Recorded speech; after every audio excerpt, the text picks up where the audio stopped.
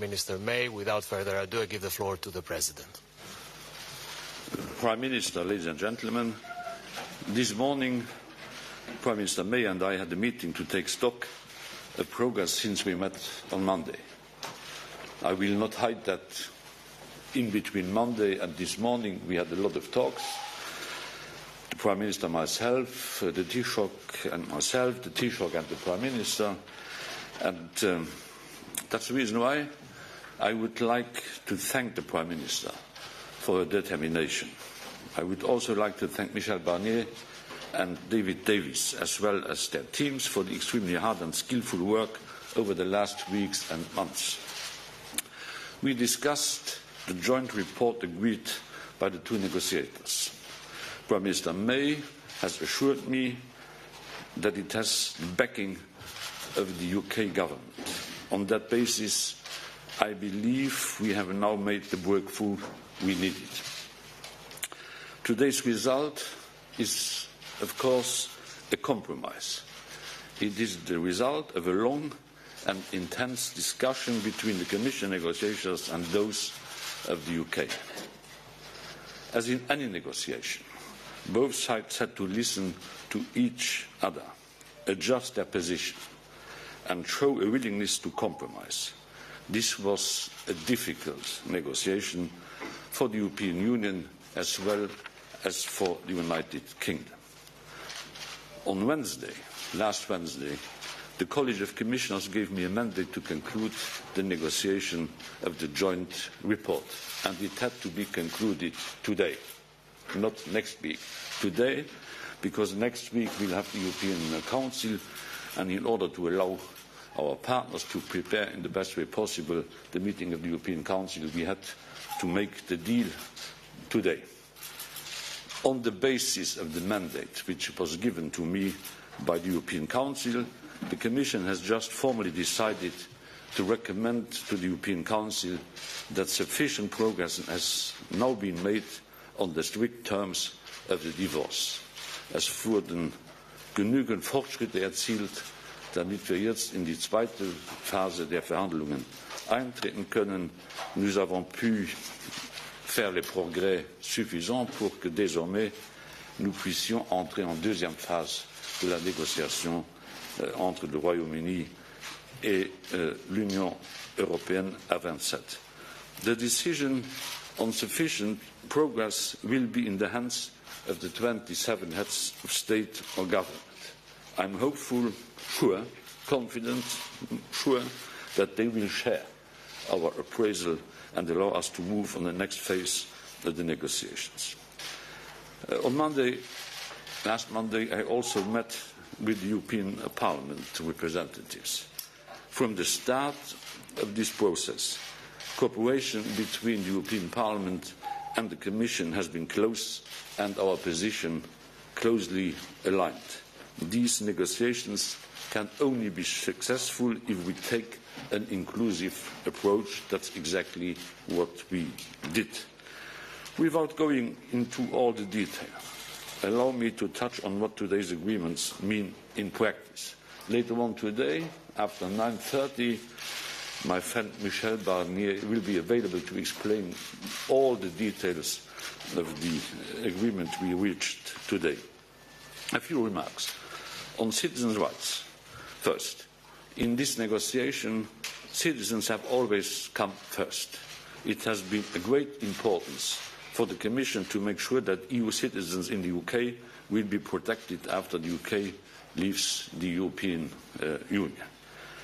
EU citizens have made important life choices on the assumption that the United Kingdom was a member of the European Union. Brexit created great uncertainty for those citizens and for their families. Today, we bring back the certainty. The Commission's negotiators have made sure that the choices made by the EU citizens living in the UK will be protected. We have made sure that their rights will remain the same after the UK has left the European Union. This is in particular the case for EU citizens' right to live, work and study, EU citizens' right to family reunification, the protection of the right of EU citizen children and the right to healthcare, pensions and other social security benefits. We have made sure that the administrative procedures will be cheap and will be simple. This is an issue for which the Commission will pay particular attention when drafting the withdrawal agreement. The same goes for UK citizens living in the EU 27.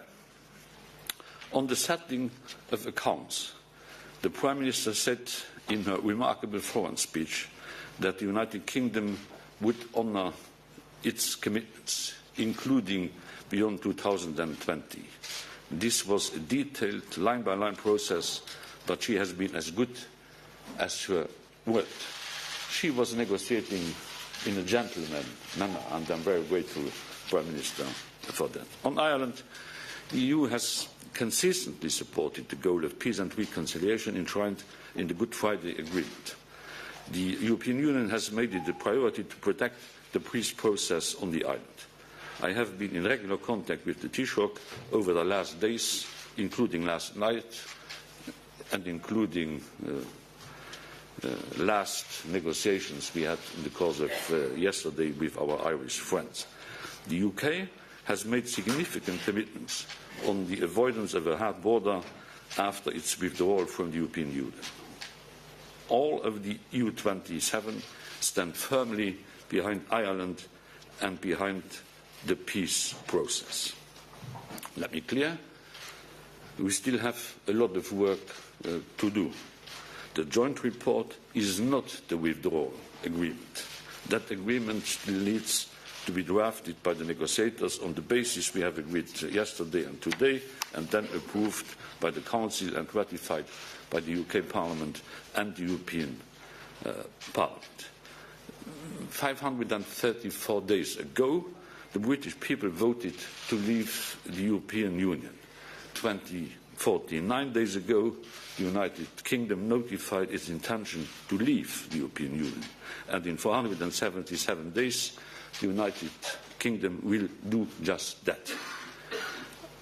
I will always be sad about this development. But now we must start looking for the future. A future in which the United Kingdom will be and will remain a close friend and ally. The Prime Minister and I discussed the need for a transitional period, and we dedicated much of our meeting to our joint vision of a deep and close partnership. It is crucial for us all that we continue working closely together on issues such as trade, research, security and others.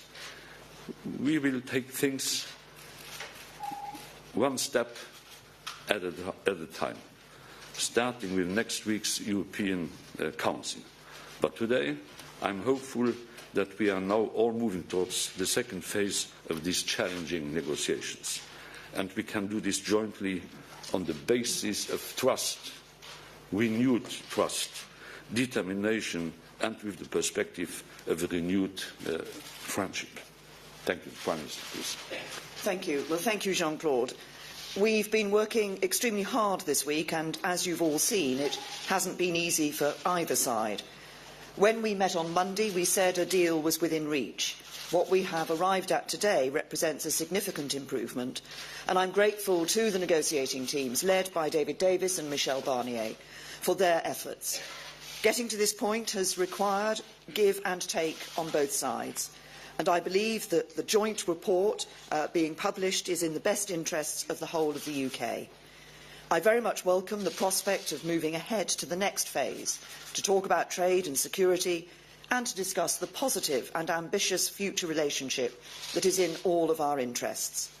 I've consistently said that we want to build a deep and special partnership with the EU as we implement the decision of the British people to leave at the end of March 2019. Doing so will provide clarity and certainty for businesses in the UK and the EU, and crucially for all our citizens. The deal we've struck will guarantee the rights of more than 3 million EU citizens living in the UK and of 1 million UK citizens living in the EU. EU citizens living in the UK will have their rights enshrined in UK law and enforced by British courts. they will be able to go on living their lives as before. I was clear in Florence that we're a country that honours our obligations. After some tough conversations, we've now agreed a settlement that is fair to the British taxpayer. It means that in future we will be able to invest more in our priorities at home, such as housing, schools and the NHS. In Northern Ireland, we will guarantee there will be no hard border, and we will uphold the Belfast Agreement. And in doing so, we will continue to preserve the constitutional and economic integrity of the United Kingdom. We have taken time this week to strengthen and clarify this part of the agreement, following discussions with unionists in Northern Ireland and across the UK. The Taoiseach, Leo Varadkar, and I spoke yesterday, and we've both committed that there should be no barriers, either north-south or east-west, and I believe this agreement delivers that. To underline the importance of these principles, I'm writing today to the people of Northern Ireland to set out our approach. Millions of jobs depend on the future trading relationship we will determine, and I'm optimistic about the discussions ahead. But in the meantime, reaching this agreement now ensures that businesses will be able to make investment decisions based on an implementation period that offers welcome certainty. I will be seeing President Tusk shortly, and I look forward to the publication of his guidelines. I also look forward to next week's European Council meeting, where I hope and expect we will be able to get the endorsement of the 27 to what is a hard-won agreement in all our interests. Thank you. We have time for some questions. Let me start with Jurek. Jurek Kuszkiewicz from the newspaper Le Soir here in Brussels. Prime Minister, this was a difficult negotiation, like you just said, very challenging, like the President said, but it's just the beginning, the first stage, and it's just the beginning of a very long and complex negotiation, and it was already very difficult. Did ever the question come to your mind that maybe, after all, this whole Brexit affair is a very bad idea for any second? Thank you. In 2016, the British people were given, in a referendum, the opportunity to choose whether to stay in the European Union or not. Parliament was united across all parties in Parliament. A significant majority agreed that that decision would be given to the British people. The British people voted, and they voted to leave the European Union. And I believe it's a matter of trust and integrity in politicians. I believe the people should be able to trust that their politicians will put into place what they have determined. And that's exactly what we're doing, and we will be leaving the European Union. Then I have Adam from the BBC. Hi, Adam Fleming from the BBC. Morning to both of you. What is the biggest compromise the other side has made to get you to this point today? And was it a champagne breakfast? This was a question, actually, of coming together and working together for a report and agreements that were in the best interests of all sides. It's been finding the way through that enables us to deliver for citizens, to deliver on the financial settlement, and also, crucially, to deliver in relation to Northern Ireland that agreement on no hard border, but also respecting the constitutional and economic integrity of the United Kingdom. That's what we've been working to. That's what I believe this joint report sets out. And Verena from the German news agency, DPA. Morning. Mr.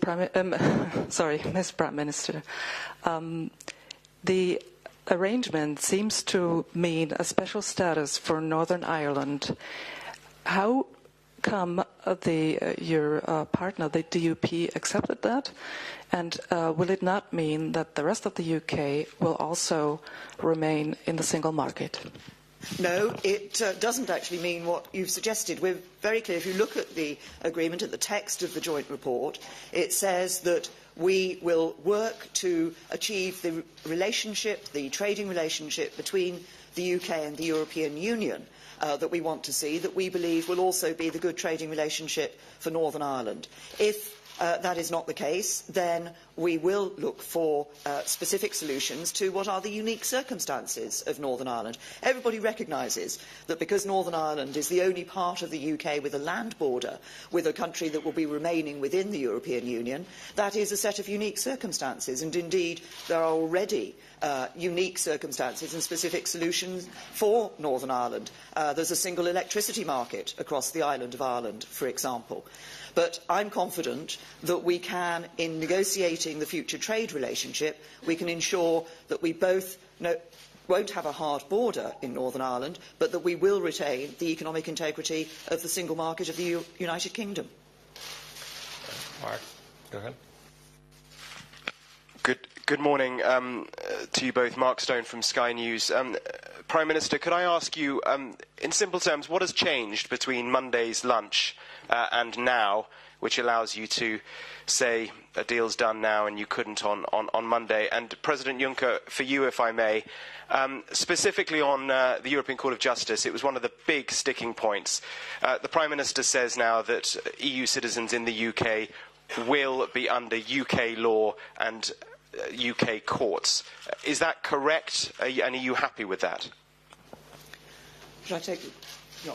So on the first point, as we both said when we stood here on Monday, there were a couple of issues that we still had to finalise as we went through the last few days. But as I said in the remarks that I've just made, we have one of the things you can see is a strengthening of the commitments in relation to Northern Ireland and the United Kingdom. I think that's important. I think that's helpful. So within the joint report, you will see the commitment both to no hard border between Ireland and the Northern Ireland, but also that we ensure that we retain that constitutional integrity and economic integrity of the United Kingdom. For EU citizens, the European Court of Justice will still be competent. Michel Barnier will explain you later on in detail what this is about, because it would take too much time to explain this in detail. This concludes our press conference. Thank you all. Thank you.